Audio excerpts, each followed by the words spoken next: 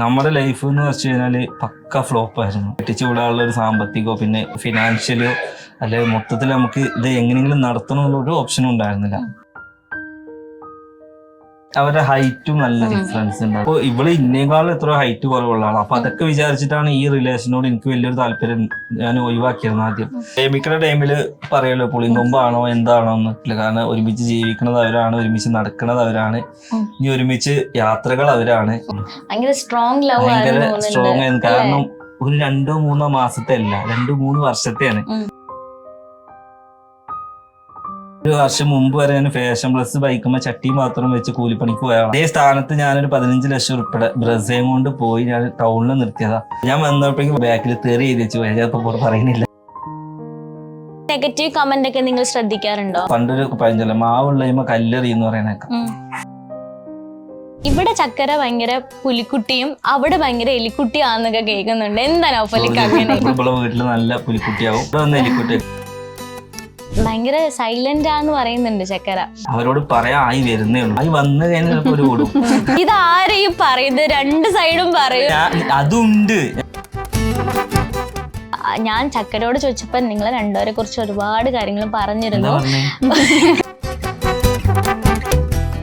ഈ കുഞ്ഞാവ് എന്നായിരിക്കും വരിക?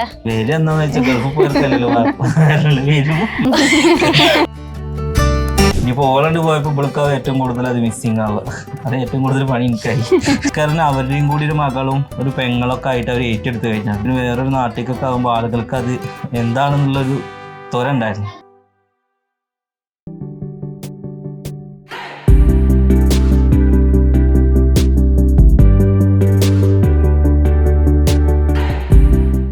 കേരളത്തിലെ മറ്റൊരു എപ്പിസോഡിലേക്ക് സ്വാഗതം. പിന്നെ എൻ്റെ കൂടെ ഉള്ളത് നൗഫലിക്കയും സിനു ചേച്ചിയാണ്. രണ്ടുപേർക്കും welcome back to the show.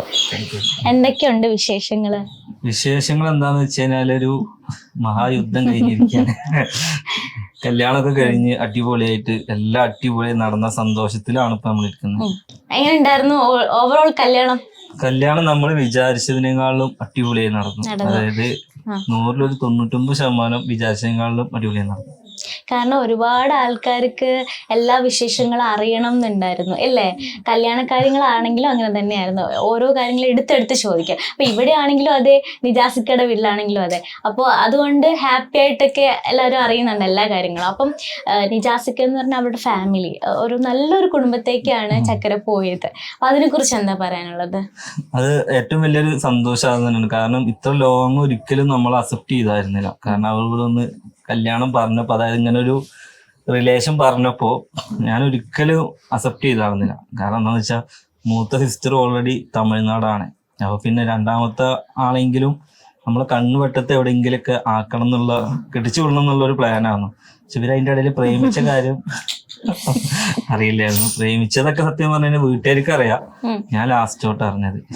കാരണം ഇവരൊരു തീരുമാനം എടുത്തതിന് ശേഷമാണ് ഞാൻ അറിയുന്നത് ഇങ്ങനെ ഒരു റിലേഷൻ ഉണ്ട്. കാരണം എന്നോട് ആദ്യം തന്നെ പറഞ്ഞു കഴിഞ്ഞാൽ ഇത് നടക്കൂല എന്നുള്ളത് ഉറപ്പാണ്. അപ്പൊ ചക്കര എന്താട്ടി, ഉമ്മയും ചക്കരയാണ് ഏറ്റവും കൂടുതൽ കൂട്ടുള്ളത്.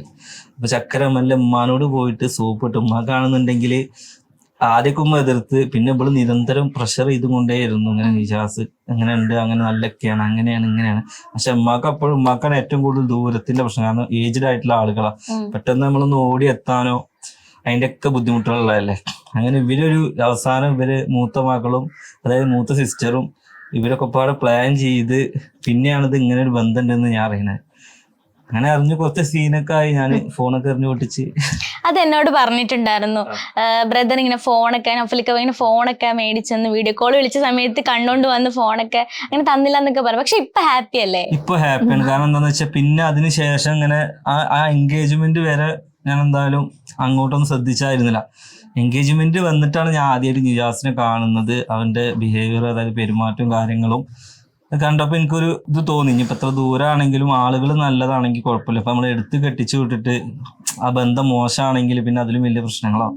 അപ്പം പിന്നെ ഞാൻ അവളോടൊരു കാര്യം പറഞ്ഞു, ഈ തിരഞ്ഞെടുത്ത ബന്ധമാണ്, നാളെ മേലേക്ക് ഈ അതിലൊരു പ്രശ്നം വന്നിട്ട് ഇന്റെ അടുത്ത്, കാരണം നമുക്ക് അവളെ അന്വേഷിക്കാൻ പോകാനും ഇവിടുന്ന് ഒരാള് ഇപ്പൊ കൊല്ലത്തുനിന്നാണെങ്കിൽ നമുക്ക് പെട്ടെന്ന് തന്നെ എന്തെങ്കിലും സംഭവങ്ങൾ വരികയാണ്, നമ്മൾ ഇവിടെ അങ്ങോട്ട് ഓടി എത്തണമെങ്കിൽ പരിമിതി ഉണ്ട്.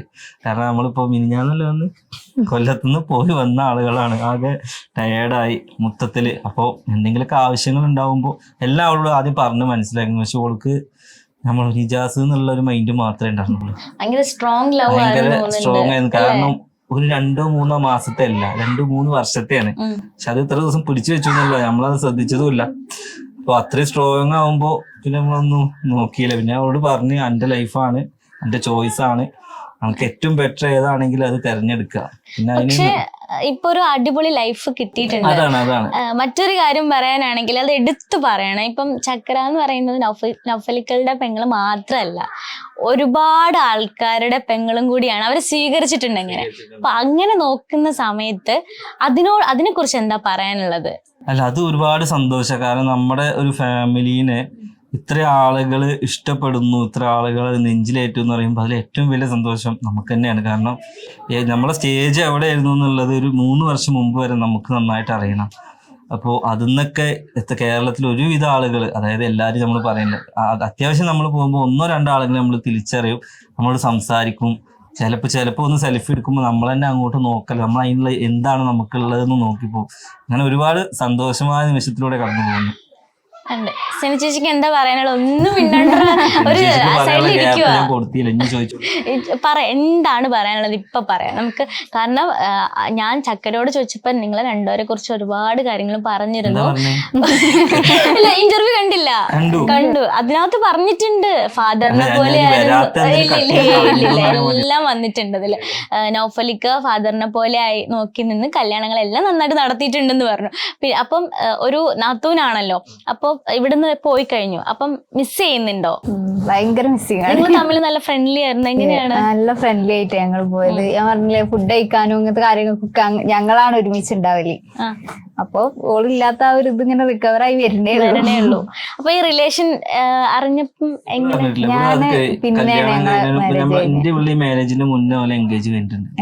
കഴിഞ്ഞിട്ടുണ്ട്. ഓ അതെ അല്ലേ.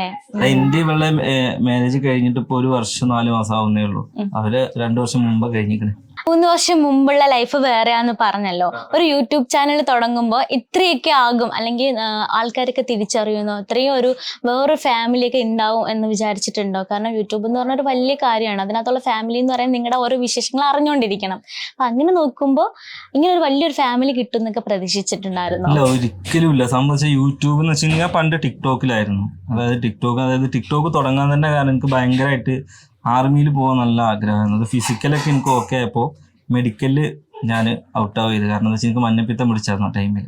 അങ്ങനെ അത് പിന്നെ ഒരു റീമെഡിക്കലിനൊക്കെ വിളിക്കാന്ന് പറഞ്ഞു, പിന്നെ വിളിക്കലൊന്നും ഉണ്ടായില്ല.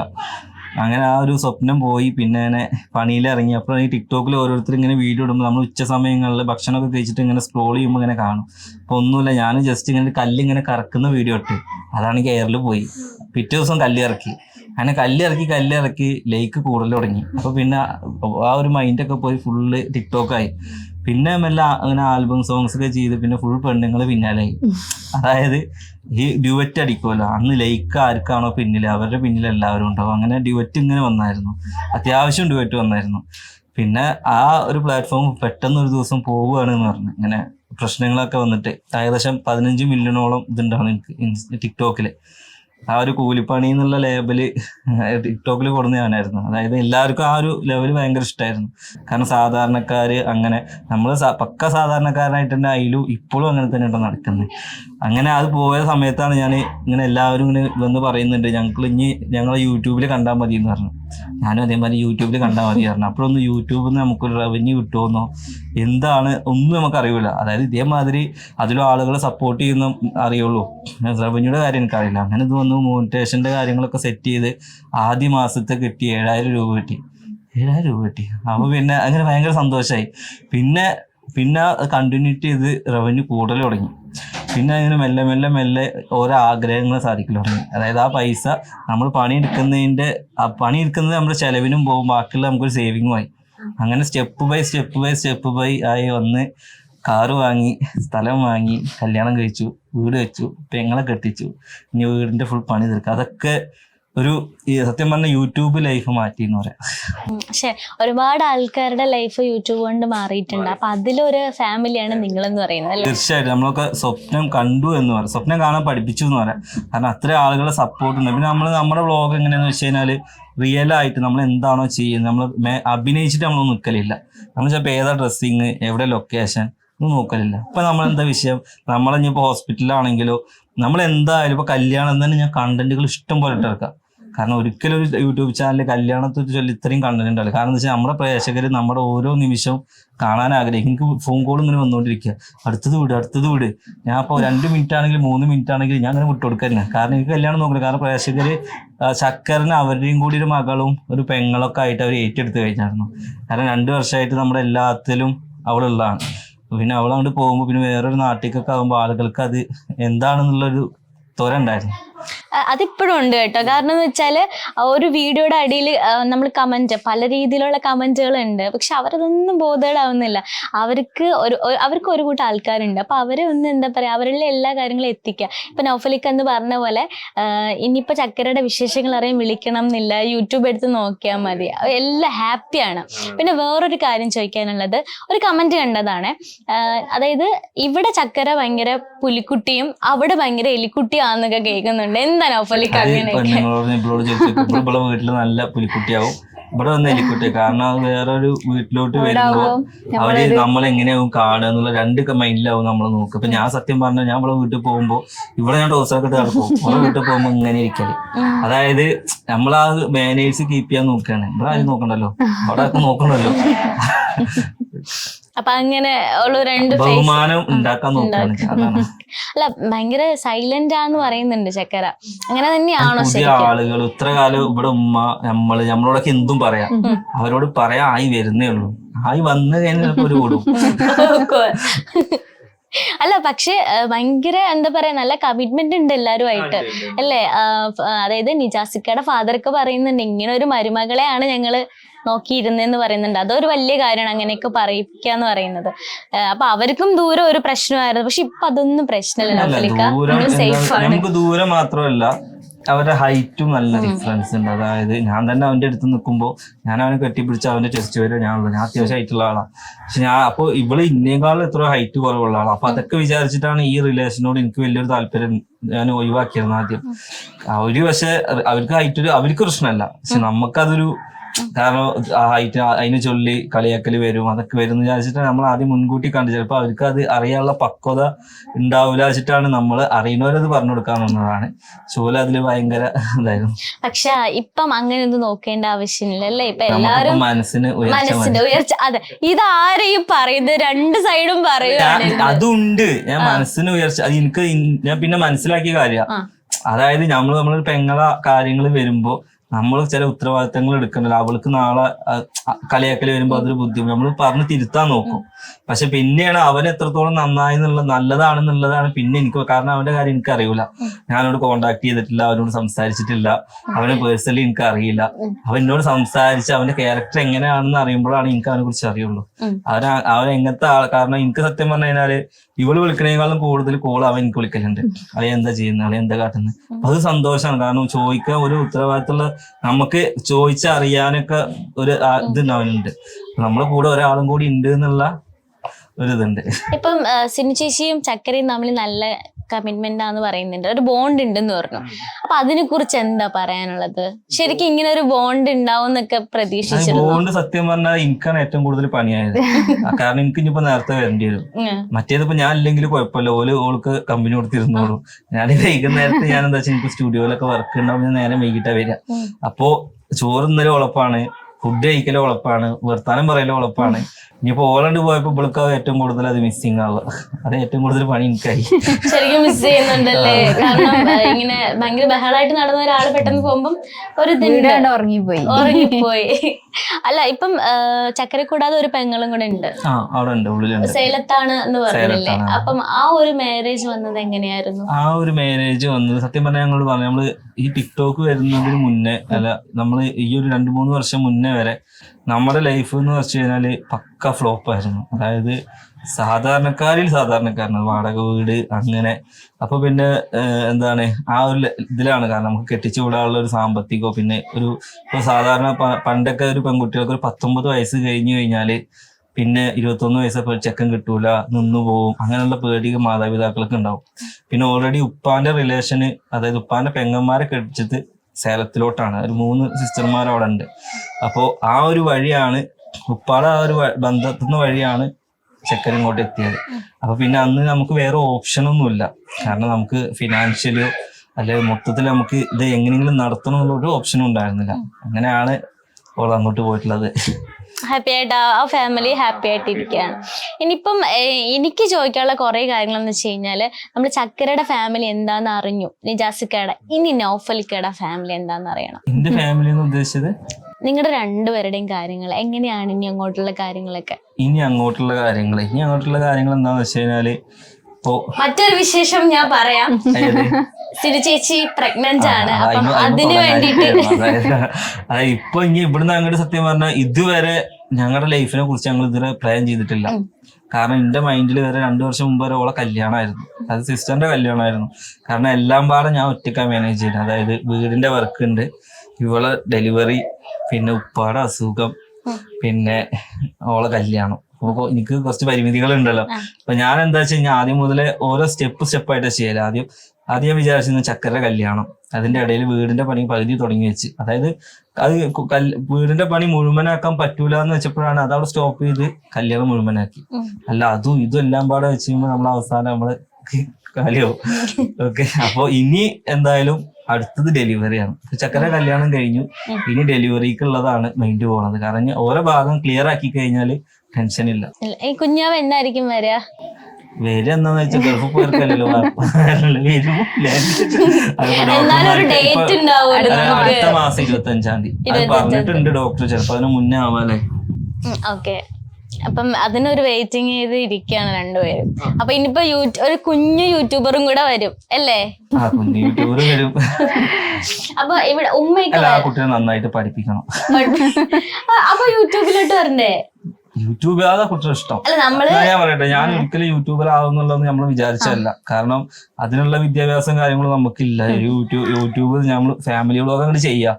ഇതിന്ന് എന്താണ്, എങ്ങനെ സംസാരിക്കേണ്ടത് ഒരാളോട്, പക്ഷെ ജീവിതം എന്താണെന്ന് കറക്റ്റ് പഠിക്കാൻ പറ്റിയെന്നുള്ളതാണ്.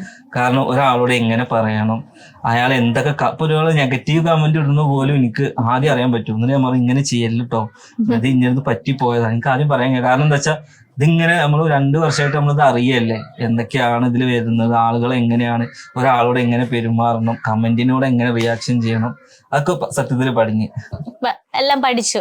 ഈ ശരിക്കും ഈ നെഗറ്റീവ് കമന്റ് ഒക്കെ നിങ്ങൾ ശ്രദ്ധിക്കാറുണ്ടോ? ഇപ്പൊ ഞാൻ ആദ്യം നന്നായിട്ട് ശ്രദ്ധിച്ചായിരുന്നു, ഇപ്പൊ ശ്രദ്ധിക്കാറില്ല. കാരണം എന്താ വെച്ചാൽ നമ്മള് ഈ മാങ്ങുള്ളമേ പണ്ടൊരു പഴഞ്ചൊല്ല, മാവുള്ളമ കല്ലെറി എന്ന് പറയുന്നേക്കാം. അതായത് നമ്മള് ഒരു സാധാരണക്കാരൻ അവൻ എന്തെങ്കിലും ആയിക്കഴിഞ്ഞാൽ അവന് ഒരുപാട് നെഗറ്റീവ് ഉണ്ടാവും. അതായത് ഓൻ എന്നാ അങ്ങനെ നടന്നത്. പിന്നെ ഞാൻ ഒരു വണ്ടി വാങ്ങി, കാറ് വാങ്ങി. സത്യം പറഞ്ഞാൽ അതൊരു വർഷം മുമ്പ് വരെ ഞാൻ ഫാഷൻ പ്ലസ് ബൈക്കുമ്പോ ചട്ടി മാത്രം വെച്ച് കൂലിപ്പണിക്ക് പോയാളാണ്. അതേ സ്ഥാനത്ത് ഞാനൊരു 15 ലക്ഷം ഉൾപ്പെടെ ബ്രസയും കൊണ്ട് പോയി ഞാൻ ടൗണിൽ നിർത്തിയതാ. ഞാൻ വന്നപ്പോഴേക്ക് വണ്ടിയുടെ ഈ അറ്റത്തിൽ നിന്ന് ഈ അറ്റം വരെ വരഞ്ഞിട്ട് പോയി, സ്വന്തം നാട്ടിൽ നിന്നാണ്. എനിക്ക് ആകെ ഭയങ്കര സങ്കടമായി. ഞാൻ ഒന്നുകൂടെ നേരെ പോയി ക്ലെയിം, അത് പുതിയ വണ്ടിയാണ്, ക്ലെയിം ഇട്ടു. പിന്നെ അതിന്റെ കുറച്ച് ദിവസം കഴിഞ്ഞപ്പോൾ ബാക്കിൽ തെറി എഴുതി വെച്ച് പോയി. ഞാനിപ്പോ പറയുന്നില്ല, തെറി എഴുതി വെച്ച് പോയി. കാരണം ഞാൻ സത്യം പറഞ്ഞാൽ ആർക്കും ഒരു ദ്രോഹം നമ്മൾ ചെയ്തില്ല. പക്ഷെ ഇപ്പൊ പേഴ്സണലി ആർക്കൊക്കെ പല ഫ്രണ്ട്സ് നമ്മളെ വിട്ടുപോയി എന്ന് തന്നെ പറയാം. ആണ് അല്ല, ഇത്ര ഉയർച്ചയ്ക്ക് ശേഷമാണോ പലരും നമ്മൾ ഉയർച്ചയായിട്ട് നമുക്ക് തോന്നിയിട്ടില്ല.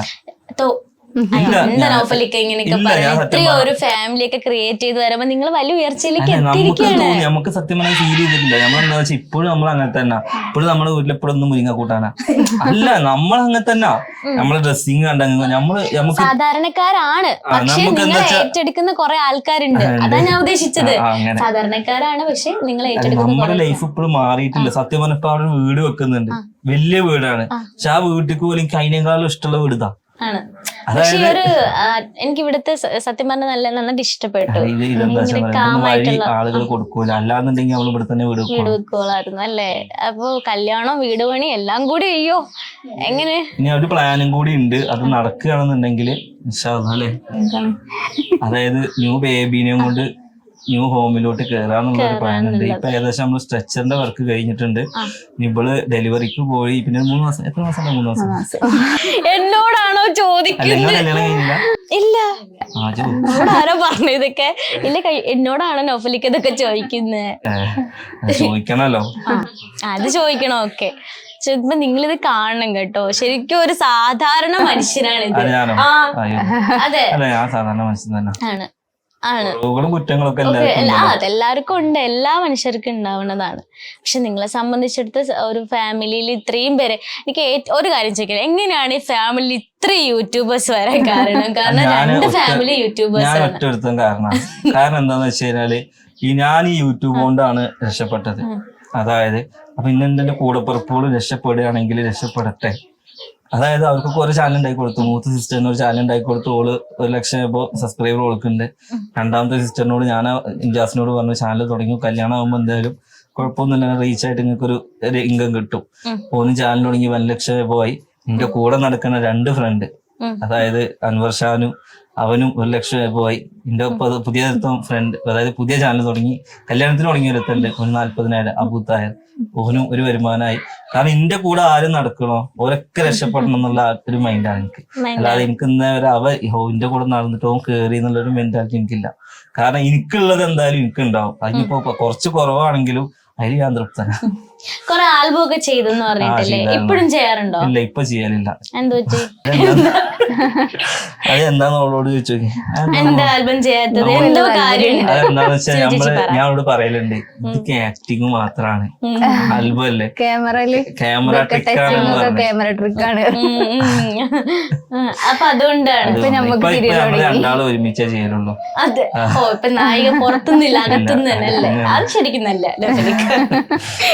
അപ്പൊ അതുകൊണ്ടാണ് അല്ലേ സിൻചേച്ചിക്ക് താല്പര്യമില്ലാത്ത കാര്യമാണത്. അപ്പൊ നമ്മളത് ഉപേക്ഷിച്ചല്ലേ? ഉപേക്ഷിക്കേണ്ടി വന്നു. എനിക്ക് അഭിനയം ഭയങ്കര താല്പര്യമായിരുന്നു. ഇനിയിപ്പോ അഭിനയം മാത്രം പോരല്ലോ, ജീവിതമല്ലേ എന്ന് വിചാരിച്ചപ്പോ സങ്കടം ഉണ്ട്. കണ്ണിന്നൊക്കെ വെള്ളം വരുന്നുണ്ട്. അല്ല, ഞാനപ്പൊ എന്താ വെച്ചാൽ എനിക്ക് അതില്ലാന്നുണ്ടെങ്കിൽ അതിന്റെ വേറെ എന്തെങ്കിലും ഞാൻ നോക്കും. ഞാൻ എങ്ങനാ അപ്പൊ ഇപ്പൊ വേറെ എന്താ നോക്കിയത്? വ്ളോഗില് അത്, അതായത് ഷോർട്ട് ഫിലിംസ്, അതിന് പെണ്ണുണ്ടാവില്ല, പെണ്ണില്ലാത്ത ആൽബങ്ങൾ ചെയ്യും. അപ്പൊ ഇതൊക്കെ ഔട്ടിറങ്ങിയുള്ള അവസ്ഥ ഒന്നല്ലോ ചോദിക്ക. അങ്ങനെ അപ്പൊ പറയാം ആളുകൾ പെണ്ണിനെ പേടിച്ച്. അങ്ങനെ പെണ്ണിനെ പേടിച്ചല്ല, നമ്മളെന്താ വെച്ചാൽ ഒരാളെ കെട്ടി കൊണ്ടുവരുമ്പോ അവരെ പ്രൊട്ടക്ട് ചെയ്യേണ്ടത് നമ്മളെ ഉത്തരവാദിത്തം. അവർക്ക് ഇഷ്ടമല്ലാത്തപ്പോ ഞാൻ ചെയ്യാൻ, സത്യം പറഞ്ഞപ്പോ ഞാന് ഇവളിപ്പോ വേറെ ആളുടെ ഒപ്പം ആൽബം ചെയ്യുമ്പോൾ എനിക്ക് പറ്റൂല, പേഴ്സണലി എനിക്ക് പറ്റൂല. അതായത് അതേ സ്ഥാനത്ത് നമ്മൾ ചിന്തിക്കുകയാണ്. അപ്പൊ ഇവളിപ്പോ ഞാൻ മറ്റുള്ള തൊടുകയാണ്, അപ്പൊ ഇവള് ചിന്തിക്കൂലേ, അതേ ചിന്തിച്ചുള്ളൂ. അപ്പൊ നിങ്ങൾ 2 കൂടെ ഉള്ള ഒരു ആൽബം എന്ന് ഇറങ്ങിയിട്ടുണ്ട്, ഏകദേശം 1 മില്യന്റെ മുകളിൽ പോയിട്ടുണ്ട്. ഓ, അപ്പൊ അതില് ഞാൻ സാറ്റിസ്ഫൈഡ് ആണ് അല്ലേ? അതുപോലെ വേറെ നായികമാര് വേണ്ട, ഞാൻ മാത്രം മതി. ഞങ്ങൾ ഇവിടുന്ന് കുറച്ചു നേരം കഴിയുമ്പോ നൗഫലിക്ക പോകും കേട്ടോ. കല്യാണം കഴിഞ്ഞിട്ടാണ് എനിക്ക് ഏറ്റവും കൂടുതൽ വലിയ അവസരങ്ങൾ കിട്ടിയത്. അതായത് ഭാഗ്യം, വലിയ അവസരങ്ങൾ വരെ കിട്ടിയിട്ടുണ്ട്. പക്ഷെ അതൊന്നും ഒക്കെ റിജക്ട് ചെയ്യാതെ. പക്ഷെ ഇപ്പൊ ഹാപ്പി ആയിട്ട് പോവാ. ഹാപ്പിയാണ് ഇപ്പൊ. സത്യം പറഞ്ഞു കഴിഞ്ഞാൽ അതാണ്, നമുക്ക് ഒന്നില്ലെങ്കിൽ ഒന്നുണ്ട്, ഹാപ്പി ആയിട്ട് പോവാണ് അല്ലേ? പിന്നെ ഒരു കാര്യം എന്താന്ന് വെച്ചാൽ ഞാൻ എന്ത് ജോലിയാണെങ്കിലും അതിൽ 100 കൊടുത്തിട്ട് ചെയ്യും. ഇപ്പൊ യൂട്യൂബാണ് ഇപ്പൊ ഞാൻ കൊടുത്തുവെച്ചാൽ 100% നമ്മളെ ആത്മാർത്ഥത അതിൽ പുലർത്തും. അങ്ങനെയാണ് യൂട്യൂബ്. സത്യം പറഞ്ഞു കഴിഞ്ഞാല് ഡെയിലി 2 വീഡിയോ മെയിൻറ്റെയിൻ ചെയ്ത ആളുകളെ ബോറടിപ്പിക്കാത്ത രീതിയിൽ കൊണ്ടുപോകാൻ കഴിയുന്നുണ്ട്. അതായത് വീട്ടിലെ ഓരോ വിശേഷങ്ങളും പങ്കിട്ടിട്ടും. ഇപ്പൊ ഉമ്മയാണെങ്കിൽ ഭയങ്കര തഗ്ഗാണ്, ഉമ്മാക്ക് ഭയങ്കര, ഉമ്മാനെല്ലാവർക്കും ഭയങ്കര കാര്യമാണ്, ഉമ്മാനെ നമുക്ക് വലിയ വിളിക്കാം. അപ്പൊ തഗ്ഗായ ഉമ്മയെ നമുക്ക് കണ്ടാലോ? എന്താ പറയുന്നു? ഇപ്പൊ ഉമ്മ തഗ്ഗായിട്ട് അവിടെ ചോറ് വെച്ചോണ്ടിരിക്കുക, കുട്ടികൾക്ക് ചോറ് കൊടുക്കണം, അത് കഴിഞ്ഞാൽ വിളിക്കാം. എന്നാ മതി, നിങ്ങളുടെ ഇഷ്ടമാണ് എപ്പൊ വിളിക്കുന്നത്. ഉമ്മ തഗ്ഗാന്ന് പറഞ്ഞപ്പോ നിങ്ങളുടെ കുറച്ച് കാര്യങ്ങളൊക്കെ അറിയണം. ഉമ്മയുടെ വെച്ച് കുറച്ച് കാര്യങ്ങളൊക്കെ അറിയണം. എന്തെങ്കിലൊക്കെ നിങ്ങൾ പറയാതിരിക്കുന്ന കുറെ കാര്യങ്ങളൊക്കെ അറിയണം എന്നുണ്ട് എനിക്ക്. പറഞ്ഞോ, ആരും പെണ്ണുങ്ങളൊന്നും നോക്കലില്ല എന്ന് പറഞ്ഞോ? എനിക്ക് എത്ര ചാറ്റ് വരും, എത്ര കാര്യങ്ങൾ വരും. ആർക്കെങ്കിലും പെണ്ണുങ്ങളാണെന്നുണ്ടെങ്കിൽ റിപ്ലൈ കൊടുക്കലുണ്ടോ വെച്ചോ? അപ്പൊ ഞാൻ വന്നിട്ട് ഞാനിങ്ങനെ ആ പരിഹാരം പറഞ്ഞു. പരിപ്പോടെ വാങ്ങിക്കോരെന്ന് പറയരുത്. മറ്റേ സിനിമയിലെ ദിലീപ് കൊണ്ടേ കൊടുക്കൂലേ. ഇപ്പൊ പറയും ഓല് പോവും. നല്ല മാത്രം പറഞ്ഞോ. നല്ലതന്നെ പറയാനുള്ളൂ. തഗ്ഗായ ഉമ്മയെ നമുക്ക് കണ്ടാലോ പറയുന്നു. ഇപ്പൊ ഉമ്മ തഗ്ഗായിട്ട് അവിടെ ചോറ് വെച്ചോണ്ടിരിക്കുക. കുട്ടികൾക്ക് ചോറ് കൊടുക്കണം. അത് കഴിഞ്ഞാൽ പുളിക്കാം. നീ എന്റെ പെണ്ണാണോ. ഇപ്പൊ അഭിനയം മാത്രം പോരല്ലോ, ജീവിതം അല്ലേന്ന് വിചാരിച്ചപ്പോ സങ്കടം ഉണ്ട് കേട്ടോ. കണ്ണിന്നൊക്കെ വെള്ളം വരുന്നുണ്ട്. അല്ല ചേച്ചിക്ക് പറയാനുള്ള ഗ്യാപ്പ് ഞാൻ കൊടുത്തില്ല. ഇനി ചോദിച്ചോളൂ. പാവം പേടിച്ചാട്ടോ ഒന്നും മിണ്ടാത്ത. നിങ്ങക്ക് ഇപ്പൊ മനസ്സിലായില്ല. അഹങ്കാരം കൊണ്ടല്ല, ജാട കൊണ്ടല്ല, ഇത് അവസ്ഥ. കാരണം എന്റെ വേറെ ആയിരുന്നു. കല്യാണം കഴിഞ്ഞപ്പോ മുതല് ഒതുങ്ങി. കല്യാണത്തിന് മുന്നുണ്ടോന്ന് ചോദിച്ചാ ചിരി ചേച്ചി എന്ത് പരിഹാരാണ്? ഒരു പരിഹാരം ഒന്ന് പറയൂ. പരിപ്പോടെ വാങ്ങിക്കോരെന്ന് പറയരുത്. മറ്റേ സിനിമയിലെ ദിലീപ് കൊണ്ടേ കൊടുക്കൂലേ. മറ്റേ സാരി വാങ്ങുമ്പോൾ പരിപ്പോടെ കൊടുക്കൂലേ. പാവം ഇരുന്ന് വിയർക്കുന്നുണ്ടോ? എന്തൊക്കെയോ പറഞ്ഞു കൊടുത്തിട്ടുണ്ട്. ഇങ്ങനെയൊക്കെയോ പറയാൻ പാടില്ല. അങ്ങനെ എന്തെങ്കിലും പറഞ്ഞു. കണ്ട എത്ര ഏജ് ഉണ്ടാവും? ഒരു 26-7 കിട്ടലാ. 35 വയസ്സായി എനിക്ക്. അതെ, ആപ്പയും മോള് പോണെന്നാ പറയുന്നത്. ഇവളിപ്പോ വേറെ ആണ്ടപ്പം ആൽബം ചെയ്യുമ്പോൾ എനിക്ക് പറ്റൂല. ഇവളിപ്പോ ഞാൻ മറ്റുള്ള തൊടുകയാണ്. ഇവള് ചിന്തിക്കൂലേ, അതേ ചിന്തിച്ചുള്ളൂ. അവർക്ക് കൂളാവാ, കാമാവാ. നമ്മളിവിടെ ഒരു പുതിയ ലൈഫിലോട്ട് കിടക്കുകയാണ്. ഞാൻ പുതിയ ഒരു വർഷം കഴിഞ്ഞിരിക്കുകയാണ്. അപ്പൊ എനിക്ക് കൂളാവാൻ പറ്റൂല.